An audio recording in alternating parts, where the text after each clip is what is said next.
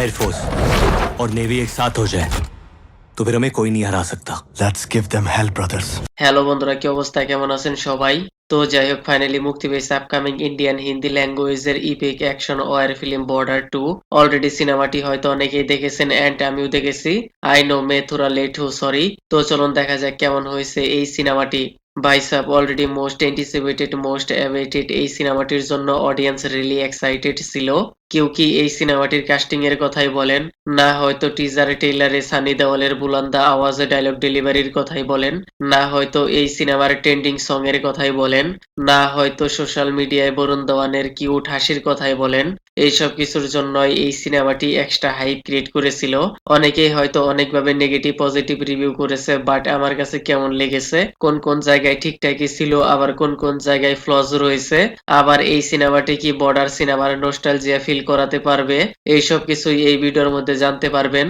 হয়তো অলরেডি আপনারা এই সিনেমার স্টোরি লাইন অনেকেই জানেন। সিনেমার মধ্যে 1971 এর ইন্ডিয়া পাকিস্তানের ওয়ার দেখানো হয়েছে, কিভাবে একজন সেনা সবকিছু বাদ দিয়ে দেশের কথা চিন্তা করে তার দেশপ্রেম সর্বস্ব বিলিয়ে দেয়, এরকম অ্যাঙ্গেলও দেখানো হয়েছে। Really salute.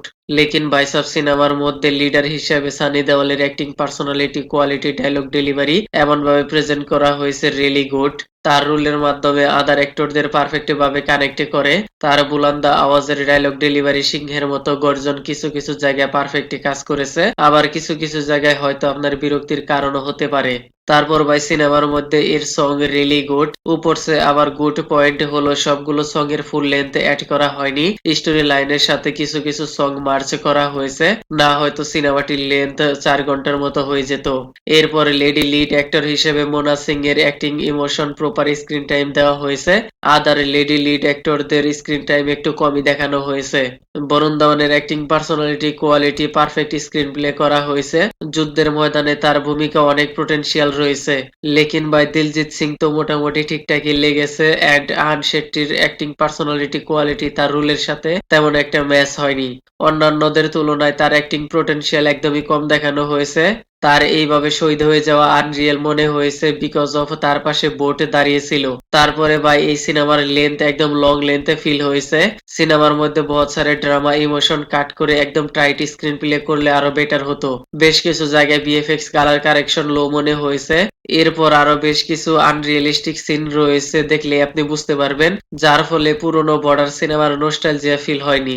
ওভারঅল সবকিছু মিলিয়ে it's a very average movie. তো যাই হোক, আমি আর কিছু বলবো না, দিস ইজ মাই ওপিনিয়ন। আমার কথা হয়তো আপনার ভালো নাও লাগতে পারে। আগে সিনেমাটি দেখেন, তারপরে কমেন্টে বলবেন ঠিক আছে কিনা। ফ্যামিলির সাথে দেখতে পারবেন, and kindly subscribe my channel. Okay then, ভিডিওটি কেমন লেগেছে আপনার, ধন্যবাদ। দেখা হবে পরের ভিডিওতে।